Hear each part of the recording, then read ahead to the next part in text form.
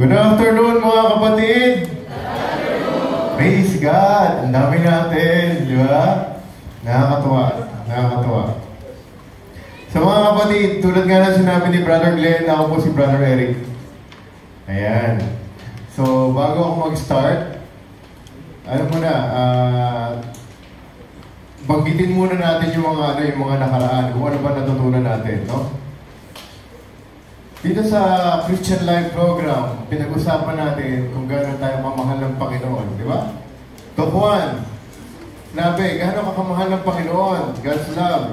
Tapos, pinakilala sa atin kung sino si Jesus Christ. Kilala na ba natin? Kilala na? Yes! Kilala na. Tapos, sinabi rin doon kung paano dapat maging Kristiyano. Ngayon, alam na natin kung paano maging Kristiyano. Dapat, anong kailangan natin gawin? Dapat tayo mag-repent at tayo ay manampalataya. No? Talk number 3. Tapos, ang sabi niya, anong kailangan natin gawin para maging isang mabuting Kristiyano? We need to love God and love our neighbor. Tapos yung last talk, we need to build our family as Christ-centered, no? Christian family. So ngayon mga kapatid, anong pag-uusapan natin? About the Holy Spirit. Ayan. Kapag sinabing Holy Spirit, ano ba yung napupunta na dumadating sa ating isipan? Mga words. Words about the Holy Spirit. Kapag halimbawa, Holy Spirit, ano yung dumadating sa isipan natin? Unang salita. Dam, no? Ayun, dam. Dam, ano pa? Bakit nga ba dam? Bakit dam? Noong panahon ni Moses, diba? Mga kapatid, tama ba? Nung habang naghihintay sila kung nasaan ba, meron na ba lupa? Nagpakawala sila ng ibon, tapos ang bumalik lang ay yung dam. Tapos may daladalang sanga, maliit na sanga na may dahon. So, kumbaga, doon nila nalaman na meron ng lupa, may tiyong lupa na. That is after how many days? 40 days. Diba? Mga significant numbers yan sa Bible. 40, number 3, number 7. Diba? Kaya kailangan malalaman natin kung ano yung mga numbers ngayon. So mga kapatid, ang pag-uusapan natin ngayong hapong ito ay empowered by the Holy Spirit. So bago ko simulan ng talk, papakilala ko muna ang aking pamilya.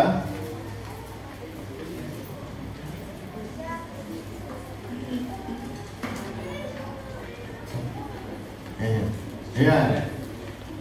Ako po yan, si Bro Eric. Tapos meron po kami 3 anak. Isang 14, isang 15, at saka isang 2 years old. Ang aming 2 years old ay narito. Ayan, ayun, naroon. Ayun. At yan ang aking may bahay, si Jen. Ayan. Siya po si Star. Si Sophia, si Samantha, at saka si Star, ang aking may bahay, si Jen. Ayan. Nagkakilala po kami sa Singles for Christ. Ayan. Tulad nga na sinabi ni Bro, year 2000, siguro naisip nyo, ang pupunta rito ay medyo parang umugod-ugod. Kasi 25 years na sa community. Nag-start po ako sa community, 16 years old. Sa Singles for Christ. Actually, dapat sa SFC, sa Singles for Christ, 21 ka na. Noong mga panahon na yun, wala pa pong Singles for Christ sa aming barangay. Ay wala pa pong Youth for Christ sa aming barangay, kaya napilitan ako sumama sa Singles for Christ. Ayun yung, ganun po ang nangyari. Dumating ako rito 2006. Tapos, dumating ang aking may bahay 2008. Nakilala ko siya. 2008, April 1, dumating siya sa UAE. Nakilala ko siya bandang June, July, habang siya ay participant ng Singles for Christ sa CLP din. Yan. Tapos nung nakita ko siya, aba, iba ito ah. Sabi ka ba? Iba. Tapos sabi ko, parang siya na. Yeah. Yun. Tapos naligaw, naging kami ng September 7. Aba talaga alam mo ulit. Kailangan alam niyo yung mga date. Naging kami ng September 7. At tapos nag-propose na ako ng bandang November. Sabi ko, iba pa kasi na muna siya.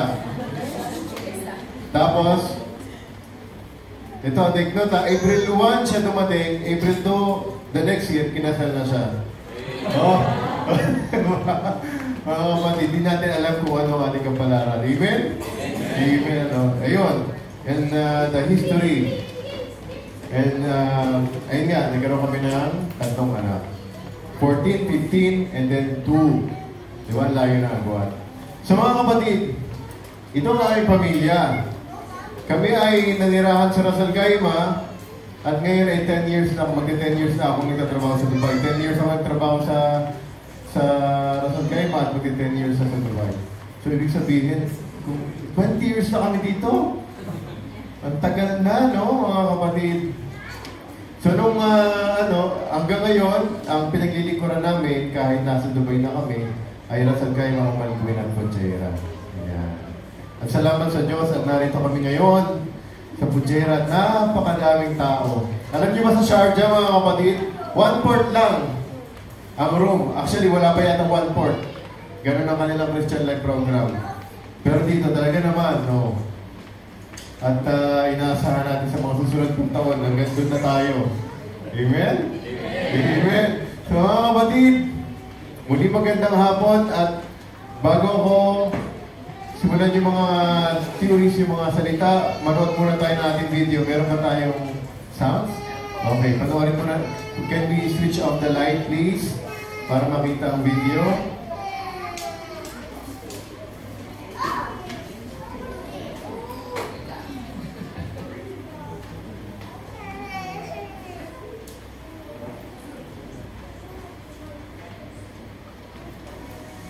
Who is the Holy Spirit?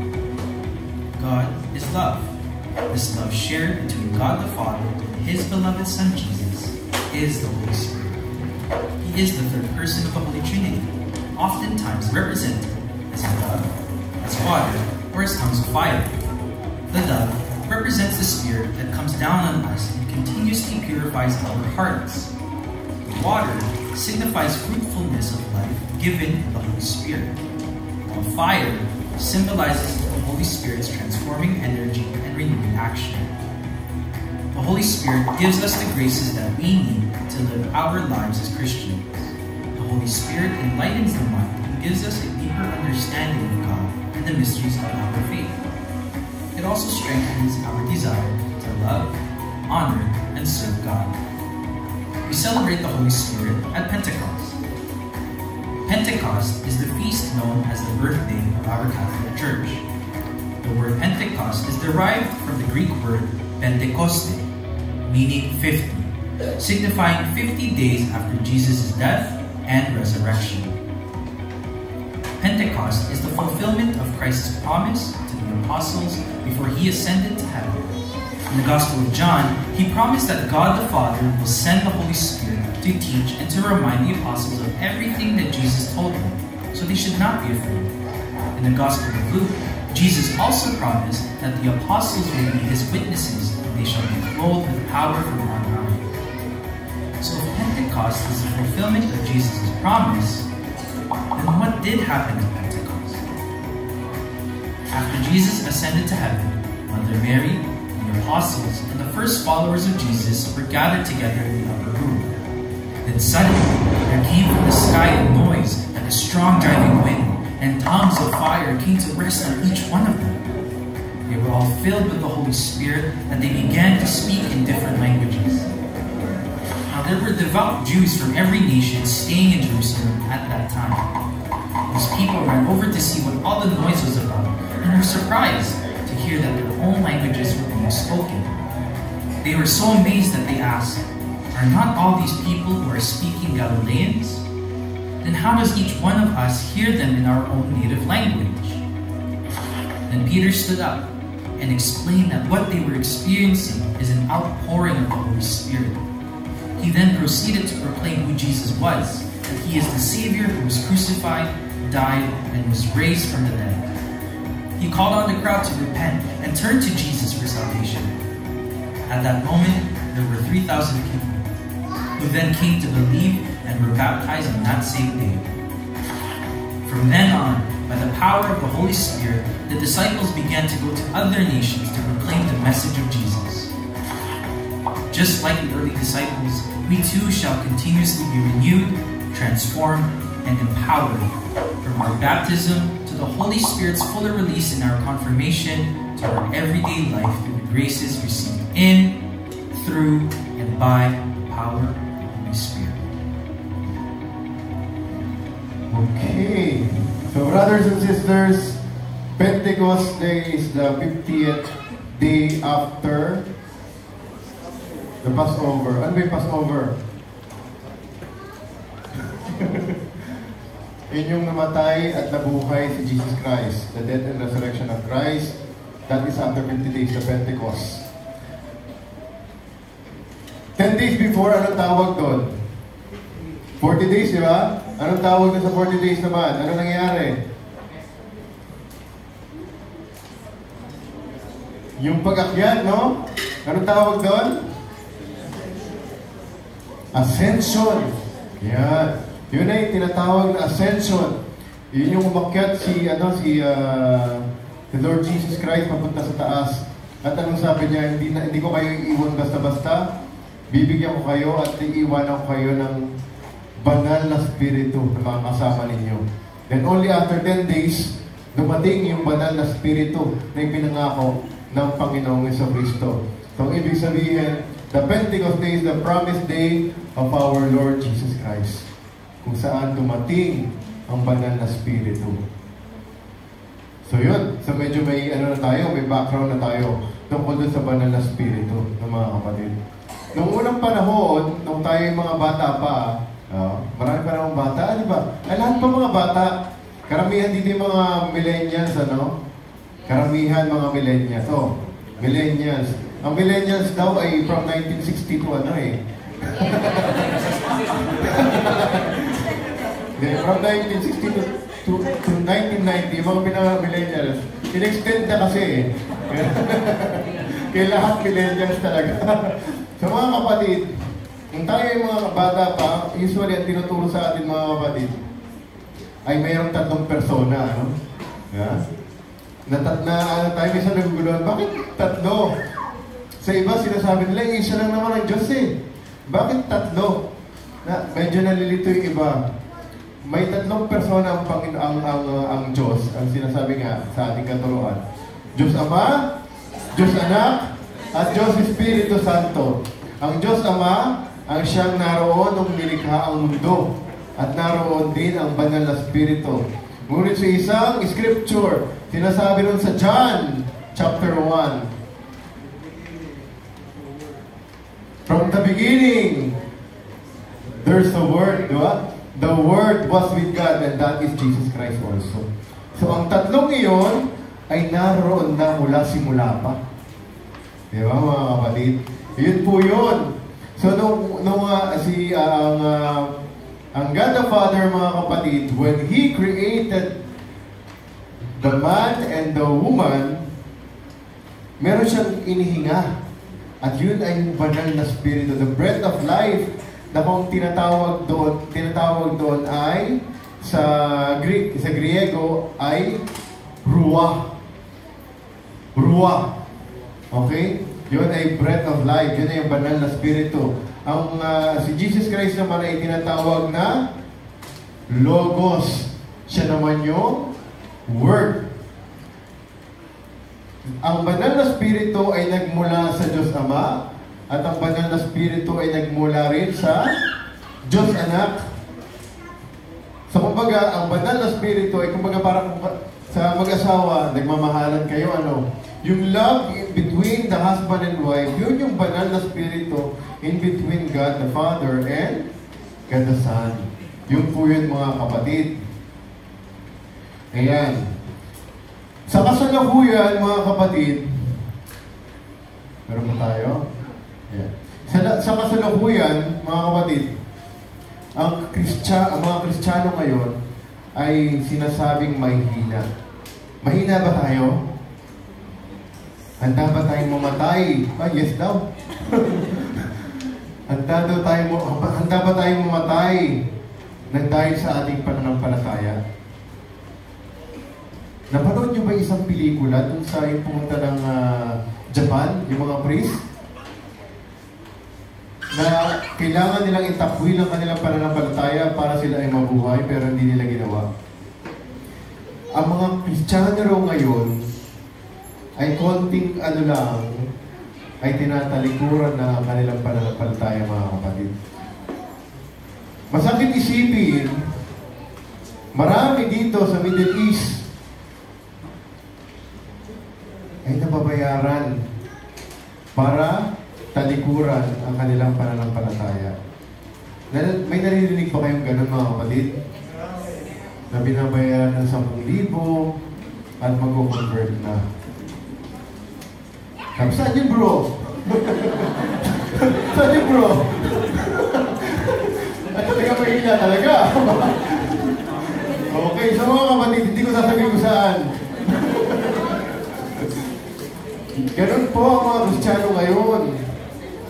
Maraming nabibigo sa pag-ibig. Pagkatapos mabigo, ayun na, nakalutang na. Binawakasan ng sariling buhay. Nagkaroon lang ng konting diferensya. Natatapos na ang buhay, ang pangarap. Ganun po ang mga Kristiyano ngayon. Lalo-lalo na dahil sa social media. Ang daming mga AI na lumalabas. Kapag may naglabas ng AI tungkol dito sa relihiyon na ito, naniniwala tayo agad. Ganon kahina ang mga Kristiyano ngayon. Hindi katulad noon, mga kapatid, ang mga Kristiyano noon, kapag ikaw ay tinawag na Kristiyano, parang kumbaga ito ay nagiging suicidal na. Bakit?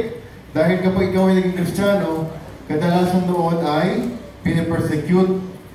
Tulad ng mga apostol, maraming namatay, may mga biniti ng patiwarik, may mga crucified ng patiwarik, pinutulan ang ulo. Ganun ang nangyari sa mga Kristiyano noon. Kaya tinatawag silang malakas. They're strong Christian. Na kahit ano sabihin ng iba pa, sila ay Kristiyano at naniniwala sila sa pagiging Kristiyano. At kung sino man si Kristo, pinaniniwalaan nila. They are very dynamic. Kapag sinabi ng Panginoon na pumunta kayo doon, pupunta sila doon. Pumunta kayo rito, pupunta sila rito. Ganon ang mga Kristiyano noon. They are very attractive. Ano ibig sabihin? Kapag sinabi nilang, ay, pumunta tayo dito at tayo ay makinig, mayroong magtuturo para sa atin, napapasunod agad nila, mga kapatid. Ay, yung mga iba sa atin dito, ilang beses inimbita. May mga one-time invitation ba? Sino ba yung mga inimbita isang beses pa lang? Pero pumunta na. Mukhang marami kayong beses inimbita. Ngayon lang kayo napunta. Ayun, isang beses. Praise God. So, ganun mga kapatid noon, tulad ni Kristo, yung pinagkaloob niya ang charism sa kanyang mga apostol, na parang malabato-balani. Kapag sinabing bato-balani, isang salita lang, kasama na. Parang nangyayari doon kay Pedro. Di ba? Doon sa panahon ng pumunta siya sa Sea of Galilee, habang nung isda si Pedro, sinabi niya, sumunod ka, tuturuan kitang mangisda ng hindi ng mga isda, kundi ng mga tao. Di ba? Pumunta siya agad na walang pasabi. Wala nang ibang salita pa. Kahit siya ay may asawa. Alam niyo ba may asawa si Pedro? Alam niyo ba? Sinong nakakaalam na may asawa si Pedro?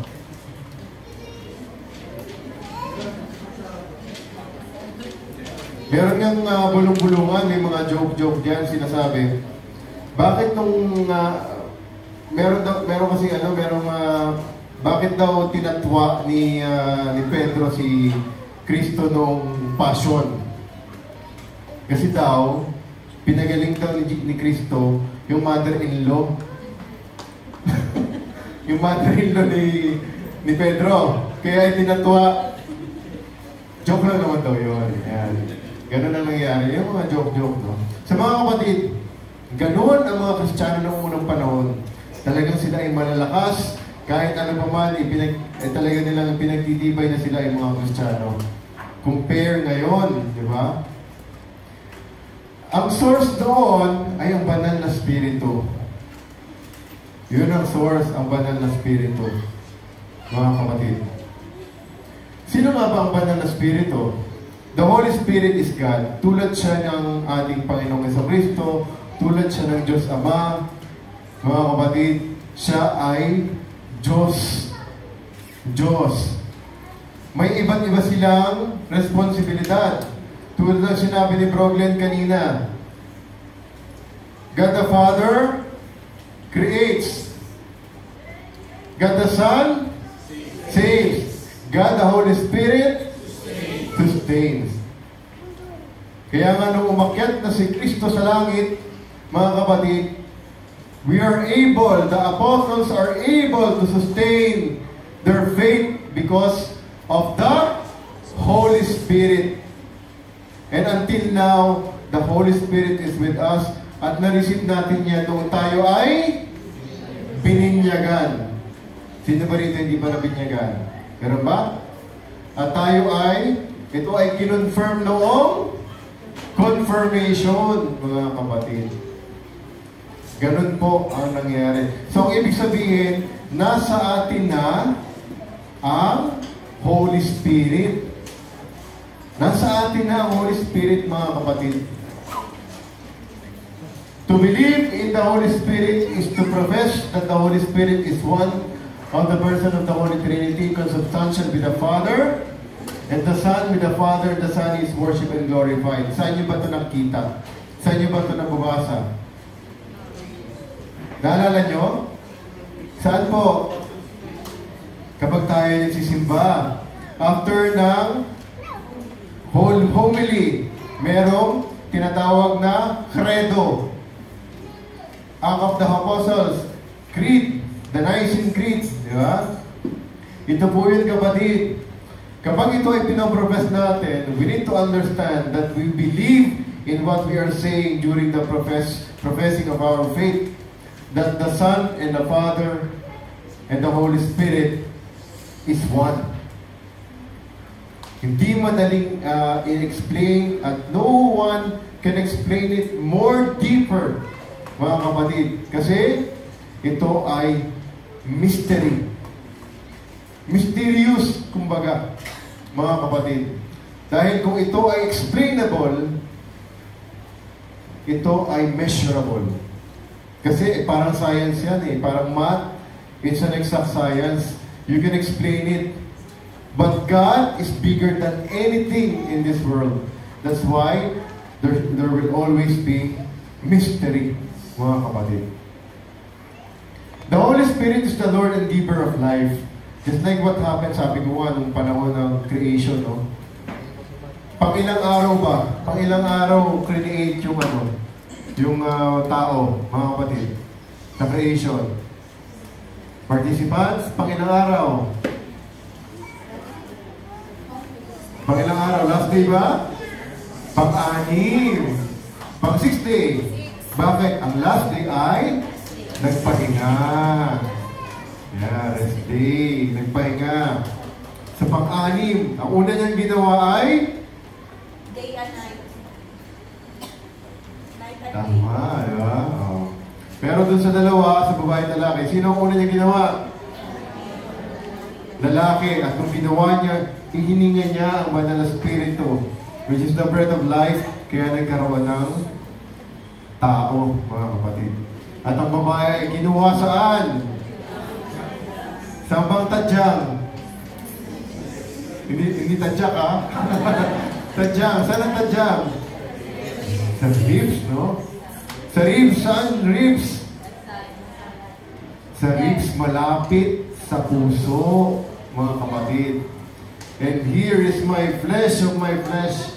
Diba? Sabi nga ng lalaki. So mga kapatid, Holy Spirit is a giver of life. So tayo mga kapatid, in continuation of our Christianity, we are given the life that we need by the Holy Spirit. The Holy Spirit is the Paraclete. Narinig niyo na ba yung Paraclete? Bago sa pandinig, no? Paraclete. Para itong tagapagtanggol. Kaya yan, kung titingnan niyo sa Biblia, maraming ibig sabihin ng Paraclete. In Greek, kapag translate natin sa English, ang Paraclete ay to exhort. Kung titingnan niyo sa Google, makita niyo guide, friend, defender, counselor, helper, advocate, comforters. Maraming mga ibig sabihin ng Paraclete, mga kapatid. Iisa lang yan. Ang Holy Spirit is the one promised by the Lord, given by the Lord, is a Lord, and with us always as our comforter, as our giver of life. If we are with the Holy Spirit, mga kapatid, and we receive the Holy Spirit, we will have union with God. A new relationship with God as Father that is deep and personal. Kapag nasa atin ang Holy Spirit, mga kapatid, mas nagiging malapit tayo sa Panginoon. Because the Holy Spirit leads us to God. Leads us to God. Ayun po yun.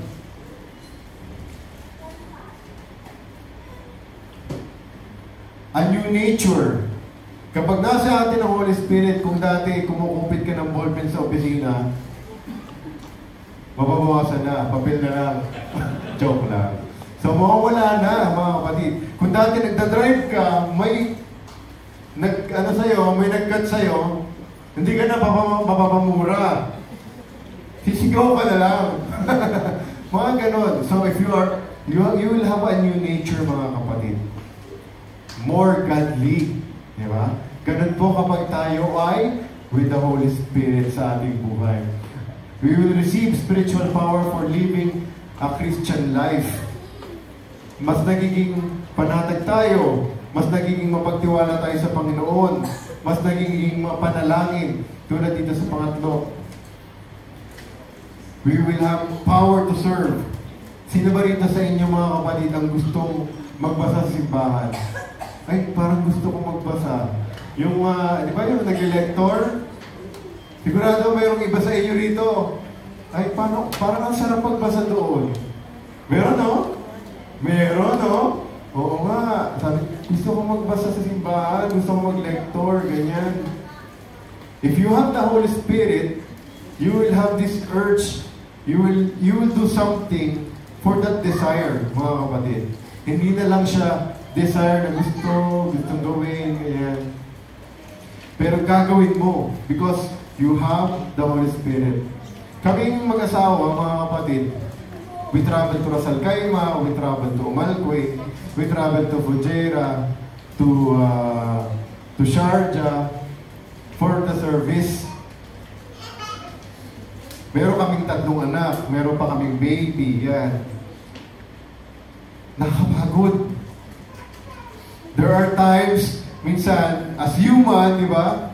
Sabi mo, ay, naku po, pupunta na naman tayo doon, nakakapagod. But it's because of the Holy Spirit, we have this power to serve. It is not just because of us, but it is because of Him. Yung pagpunta natin dito bilang participant, mga kapatid, imbis na maglalaba tayo, imbis na tayo matutulog, sabi nga ni Bro Glenn, narito tayo because of the Holy Spirit. Dahil kapag ang ating kaluluwa ay pinapakain na ng mga salita ng Diyos, from the first talk, from the orientation, mas nagiging uhaw ang ating kaluluwa, kapatid. That's the reason why every Sunday now, you are coming here for this Christian Life program. And you are excited because the Holy Spirit is starting to stir up in your life. And today, we will make it more stirred up. Para tayo, alam nyo kasi ang Holy Spirit, para tayo nagtimpla niya ng Milo o ng Ovaltine. Tapos iiwanan natin ng 2 hours. Kung tayo bininyagan, ganon. So after 2 hours, ano mangyayari? yung Milo nasa ilalim na. So, gagawin natin para maging homogeneous siya. Homogeneous? Wow! Para maging ganun siya, ano gagawin? Steer. So, ganun ang gagawin natin ngayong araw na ito, mga kapatid. Okay. We just need to open our hearts.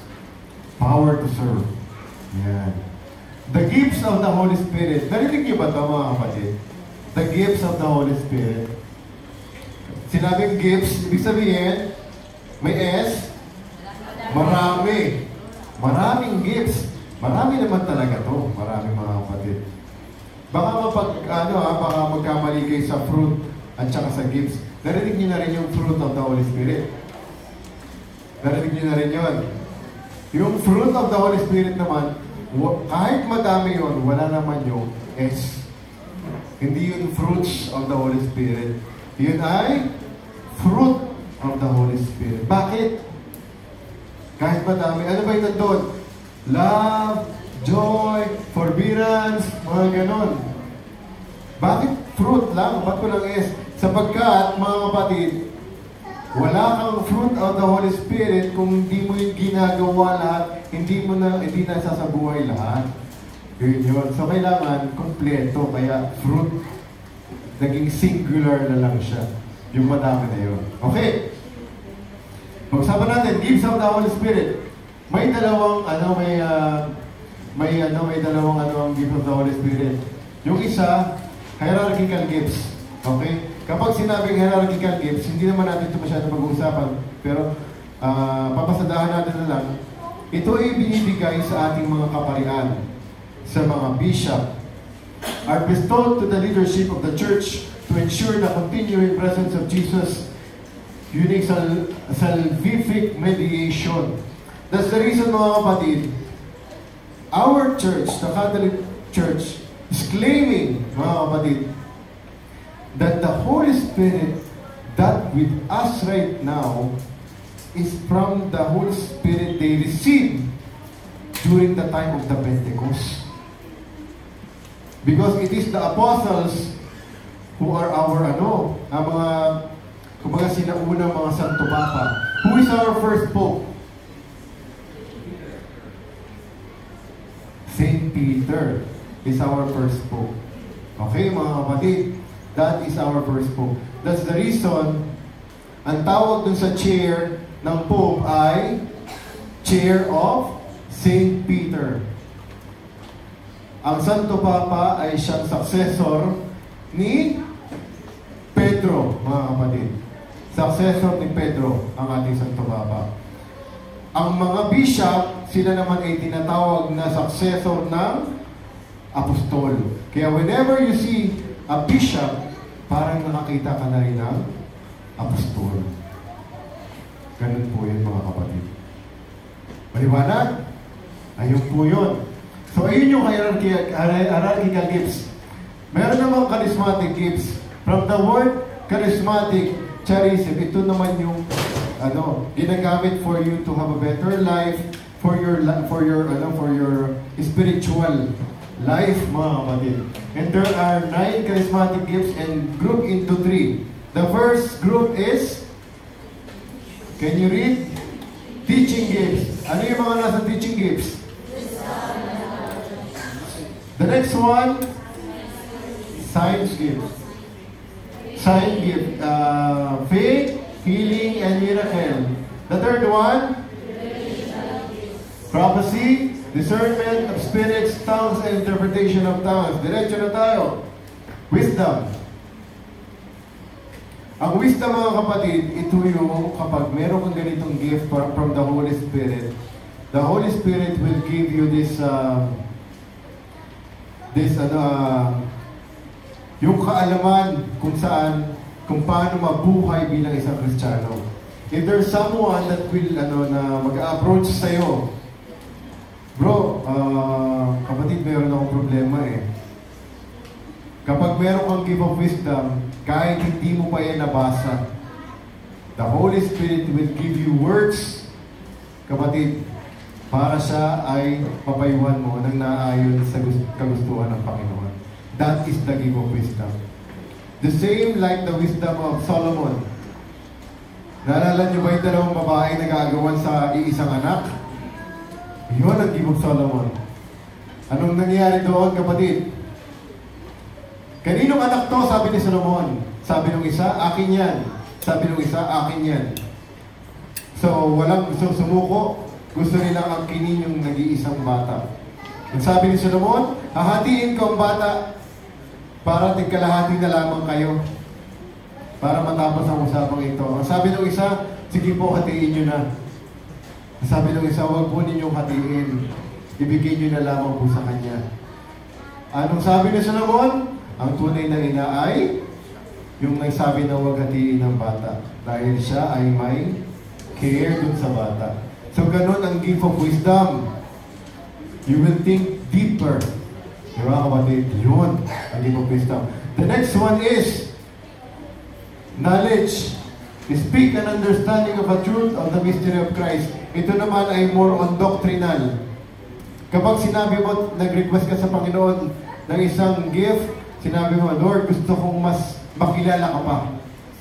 Gusto kong mas maging malalim pa yung aking relasyon sa iyo at makilala ko kung ano man yung mga dapat kong malaman tungkol sa iyo. That is gift of knowledge. So maganda kung ang knowledge at ang wisdom magkasama, di ba? Kapag tayo ay nagkaroon ng gift. So dito na tayo sa sign gift. First one is faith. The charismatic gift of faith seems to be a special gift of prayer. Ito yung mga kapatid, yung pananampalataya na nagdarasal ka pa lang, alam mong mangyayari na. Yung halimbawa ay pagod ka na sa trabaho. Hindi ka na nakapagbakasyon, 10 years ago na. Meron ba? Mga ganon? Wala naman, no?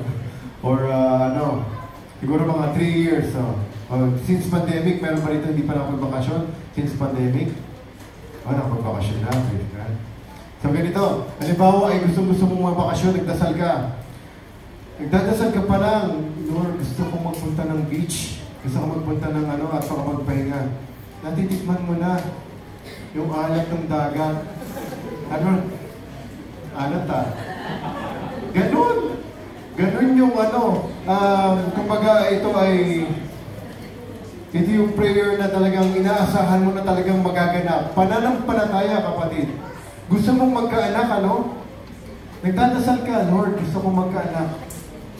Nakapikit ka na, amoy mo na yung gatas ng bata. Medyo panis na. Gano'n, panis na gatas. Lord, salamat at talagang papakinggan mo aking panalangin. Ito po yung faith. Yung naniniwala ka na magaganap ang lahat ng pinapanalangin mo. Yan po yung gift ng Holy Spirit na faith. Healing. The Holy Spirit can manifest this special gift through any believer so He can then heal someone of any kind of disease, illness, or sickness. Dalawa yan, Pwedeng kayo yung gumaling sa iyong sickness o pwedeng kayo naman yung magpagaling. Ayun, kapatid. Actually, marami sa ating mga kapatid na mga Kristiyano, mga doctors, hindi nila alam, meron silang gift of healing. Diba? Mga gano'n. Ano ba ang mga klaseng mga inihil? Sa inner, mga emotional, inner healing, yung sa physical, at saka yung mga trauma. Yan yung pwede nating ma-receive na healing mula sa ating Panginoon, mula sa banal na Espiritu, mga kapatid. Ayan. Nung panahon ng mga apostol, sinabihan ng Panginoong Jesucristo ang mga apostol, by two sila pumunta kayo at manggamot at mangaral. Ganon. So mga kapatid, we cannot the power of the Holy Spirit, brothers and sisters. We will never know that maybe some of us, and we are claiming, not maybe anymore, we are claiming that some of us might receive this gift, a special gift, mga kapatid. So maybe after this, ng ating kapag may sakit ang inyong mga anak, i-pray over nyo. Diba? May sakit si Mrs., i-pray over nyo. Ganun po, mga kapatid. Healing. Ganyan. Miracle, supernatural activity from Him. Ito yung mga naghahati ng dagat. No? Kapag nagpunta ka sa... Yung katulad ng nangyari kanino? Kay Moses. Ay kanina pala kay Noah pala yun. Hindi pala kay Moses. Sorry, nalito ata kayo. Yung panahon ng baha, kay Noah yun ha, hindi kay Moses. Yung may bird, yung may dove, bird too. Yung may dove, kay Noah yun. Okay? I'm correcting myself. Ngayon, Moses. Nung panahon ni Moses, pumunta siya sa dagat, walang madaanan. Anong ginangyari? Hinati niya yung dagat. Nung panahon ng natatakot yung mga apostol sa loob ng bangka kasi umuulan, ang lakas ng alon, pinahinto ni Kristo yung alon, pinatahimik. Ganon, ito yung miracle, mga kapatid. Malay niyo paglabas niyo dito, baka pumunta kayo sa dagat.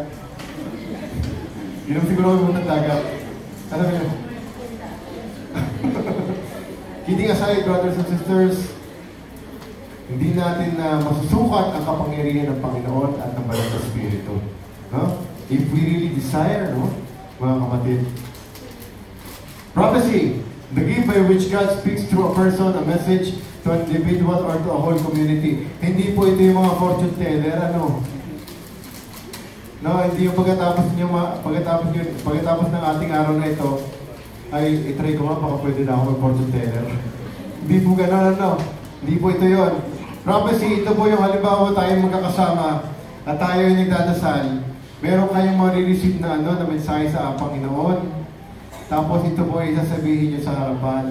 Like for example, ang sinasabi sa atin ng Panginoon, kung tayo ay napapagod, tayo ay magpahinga. Tayo ay pumunta sa Kanya. Mga ganong pagkakataon. Tapos itong prophecy na to naman mga kapatid, merong discernment of spirits, no? Mamaya merong, sa prophecy na yun, meron dito yan, interpretation of tongues. Para din kasi para interpretation of prophecy. Ito naman yung, kapag may nagsalita ng gano'n, may pumunta sa harapan, sinasabi ng Panginoon na, dun sa message na yun, sinasabi ng Panginoon na dapat tayo ay, halimbawa ay, sabi nga, magpahinga, huwag tayong makakalimot na tumawag sa Kanya sa tuwing tayo ay napapagod. Mga ganun po, ito po yung interpretation of tongues. Okay, so mabalik tayo sa prophecy. Yun po yung prophecy. Hindi po ito yung yung pupunta ka ng mga dyaryo, tapos maghahanap ka ng horoscope. Yung ang makikilala mo ngayon ay nakapula. Siya yung nakatadhana sa iyo. Mga ganon. O kaya ang lucky color mo ngayon ay kulay dilaw. Kaya ikaw naman ay magdidilaw. Hindi po ito yung mga ganon. At dapat hindi po tayo naniniwala sa mga ganon, mga kapatid. Okay? Not discussed by sa repentance and faith. Yun ay kasalanan, kapatid. Ang pagsangguni sa albularyo, pagsangguni sa kung ano ng mga faith healing, yun ay kasalanan sa Diyos. Kahit pa sinabi nila na sila ay nagdarasal, pinagdarasal nila, hindi naman yun, sabi nga, meron akong isang narinig, hindi nila imo-market na sila ay nanggaling sa demonyo. Hindi nila gagawin yun. Dahil bad marketing yun, bad publicity yun para sa... Ang sasabihin nila, kami ay galing sa Diyos. Kami ang aming tapos magsasalita kami, napalit ng boses, ako po, sila dito. Kahit kailan ay hindi sasapi ang Diyos sa inyo. Never will happen. The God the Father will possess you or the Santo Niño will possess you. It will never happen. Even the Mama Mary will never possess you. The saints will never possess anyone. Kaya kung may narinig kayo, nakita kayong ganon, huwag kayong maniniwala. Amen? Amen. Bakit kamo? Bakit natin sinabi? Sapagkat sa unang tayo ginawa ng Diyos, binigyan tayo ng gift. Na anong gift ang binigay sa atin? Unang regalo ng Panginoon bukod sa buhay. Free will. Free will, kapatid. At kapag tayo ay possess, nawawala na ang free will. So, ang possession ay ginawa sa atin, it will defy the first gift that has been given to us. Amen? Yun po mga kapatid. So, huwag kayong maniniwala sa mga ganon, yung mga lumiliit ang boses, tapos biglang, basta, mga ganon, ha? Yun po. Okay, discernment of spirits. Ayan. Ito yung gift na halimbawa, naalala niyo ba nung si San Pedro, sinabi ni Jesus Christ, ako ay pahihirapan, ako ay i-crucify, ako ay ipapahiya. Ano sabi ni Pedro? Hindi kami papayag, Lord. Master, we will not allow that to happen. Ano sabi ni Jesus Christ?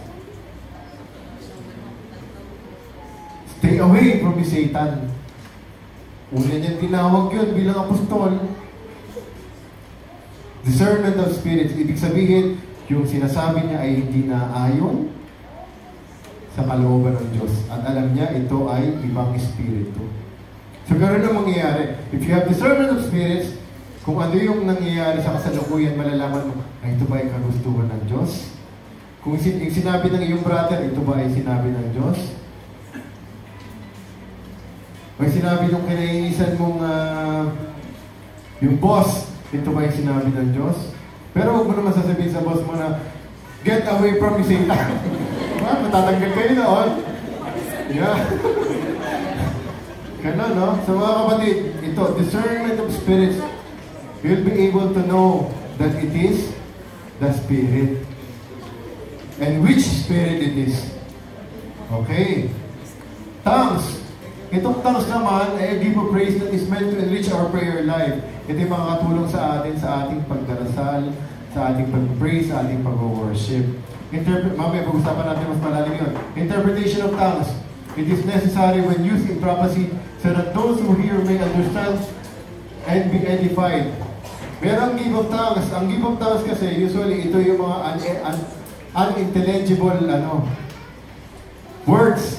Hindi maiintindihan ng kahit sinong tao, kapatid. Ang gift of tongues. Ang tanging makaintindi lang ay ating Panginoon. Dahil ito ay nakadirekta sa Kanya. Bakit ba may gift of tongues? Kasi, ang Panginoon ay sobrang laki.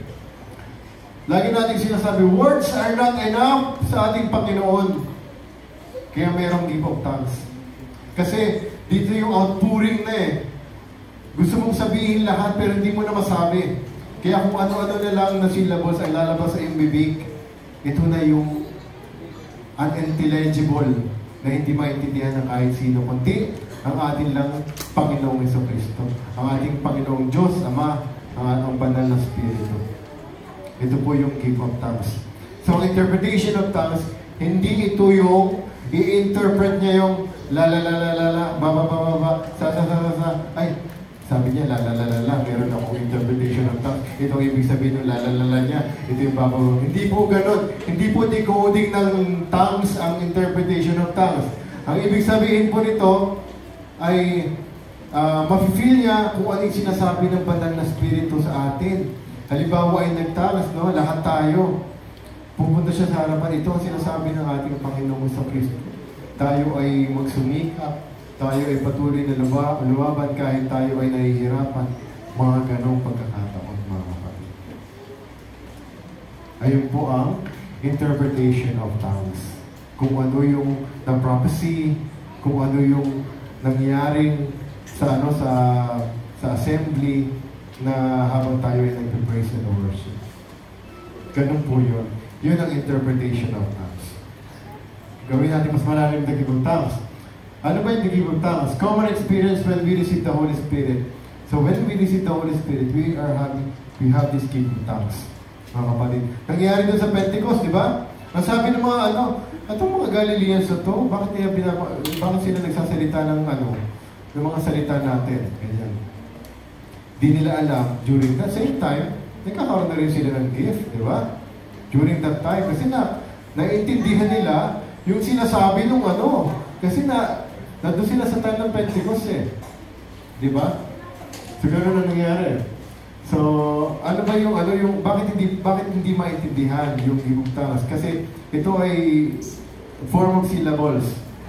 Like, la la la la la, ba ba ba, sa la la la la la. Ganyan po yan.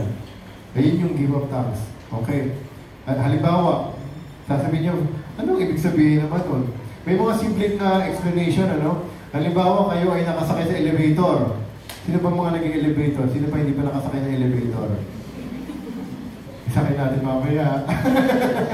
Sino ba? Okay, so lahat tayo nakapag-elevator na, no? Meron kayong Pilipino nakasakay sa elevator, kayo naman ipasakay pa lang. Nagtanong kayo, baba. Oo, sabi sa loob, baba. Yun lang yung mga syllables, pero nagkaintindihan kayo. Di ba? Merong isang kanta. Yung, ano ba kanta yun? Saying I love you. Ano kanta yun? More than words. Merong part. La-di-day, di-day, di-day, day, di ba? Hindi mo maintindihan, pero yung babae kinakanta, kilig na kilig. Pero kung magpa-per word ka, magagalit ka kasi day. Di ba? Hindi mo maintindihan, pero yung ayun yun, yung love. Di ba? Kahit hindi mo naiintindihan, but the spirit, the message of love is there. Ayun yung gift of thanks. Because we cannot contain the love that we have, so we give the gift of thanks to express our praises and worship sa ating Panginoon. Yun ang gift of thanks. It can have great consequences in our spiritual life. Consequences. Good consequences because mas magiging malapit tayo, mas mag-feel natin ng Holy Spirit. An important first step is often the gateway to a fuller life in the Spirit. So, kung minsan, dating yung time na parang dry ka, hindi mo siya narinig, hindi mo siya na-feel, ganyan.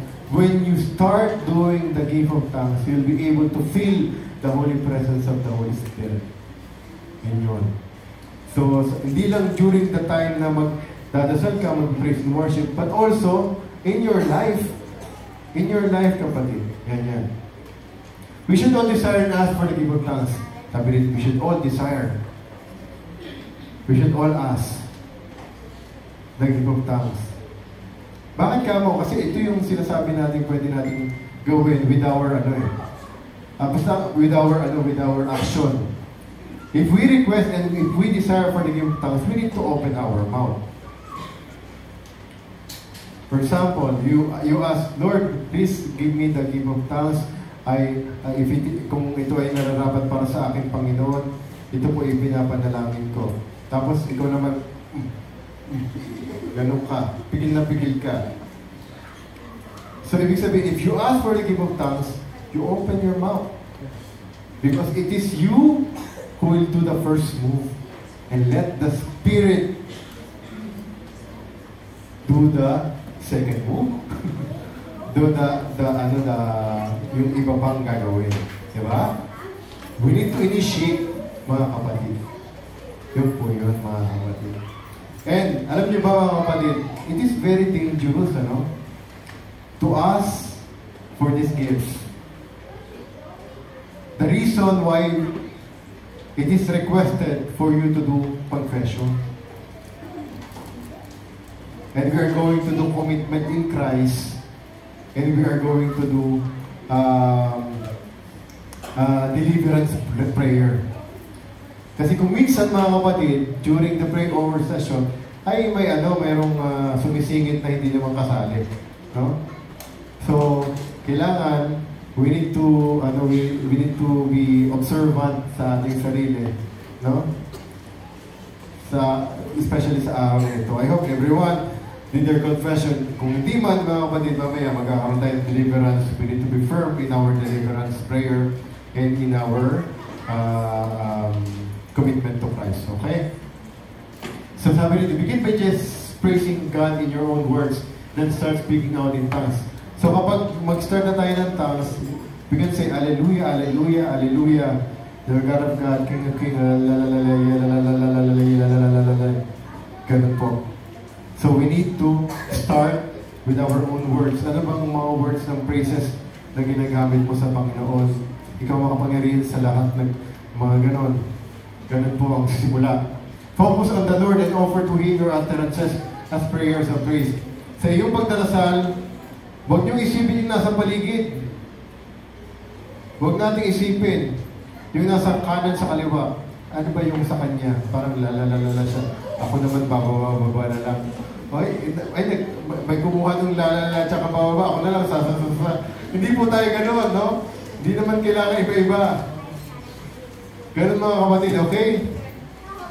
So huwag natin iisipin. Ang iisipin natin, it is God alone. We are focused on the Lord.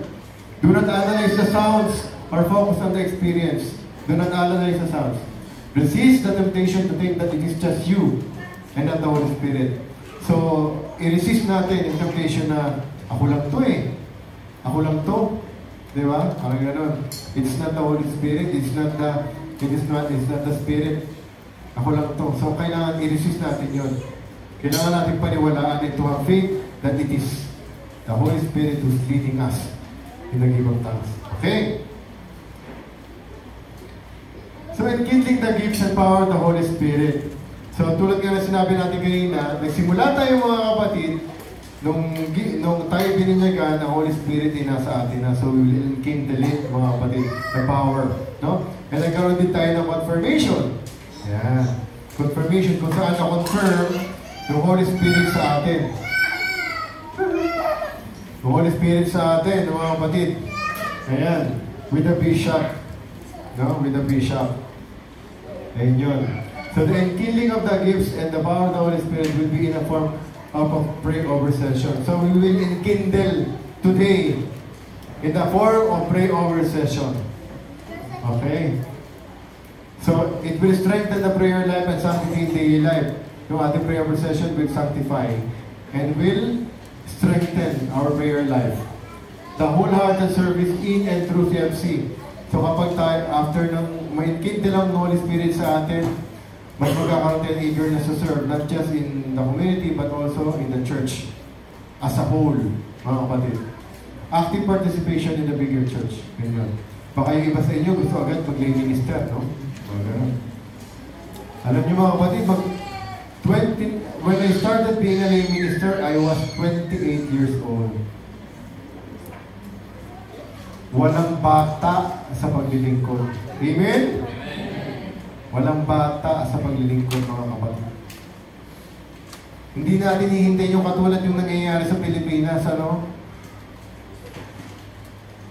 Kung okay lang, hindi na makakilos, makalakad, tsaka pa tayo mag-lay minister o magsuserve sa ano.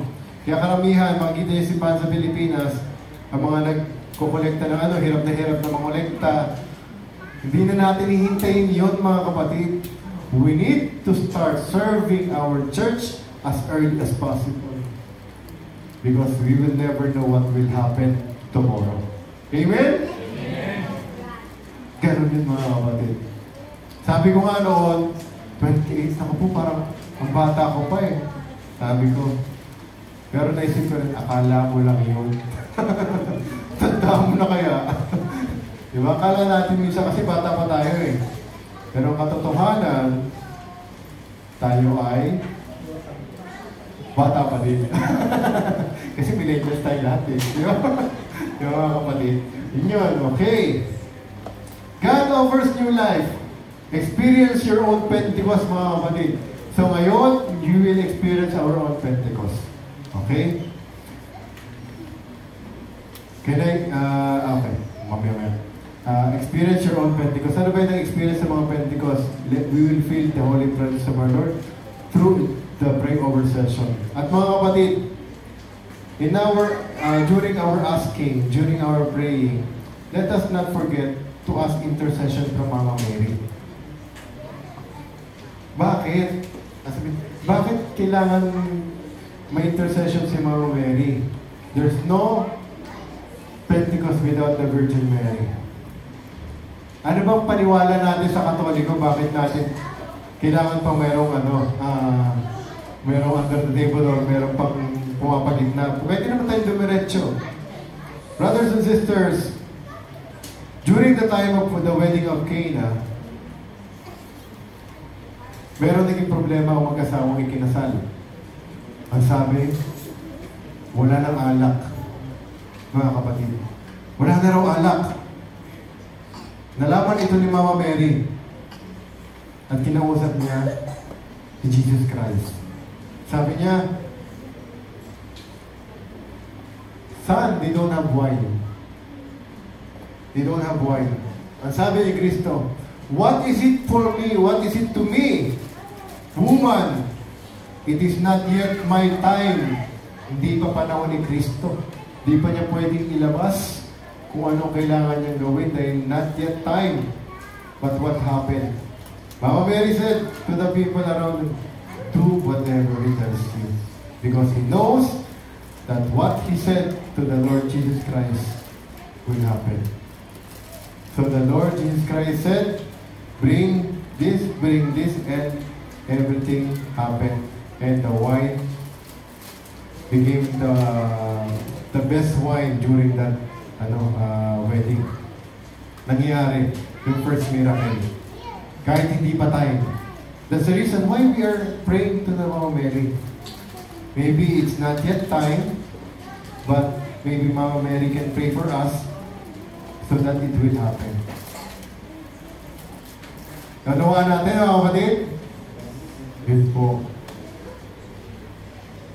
Somebody will pray for us. Okay? So mga kapatid,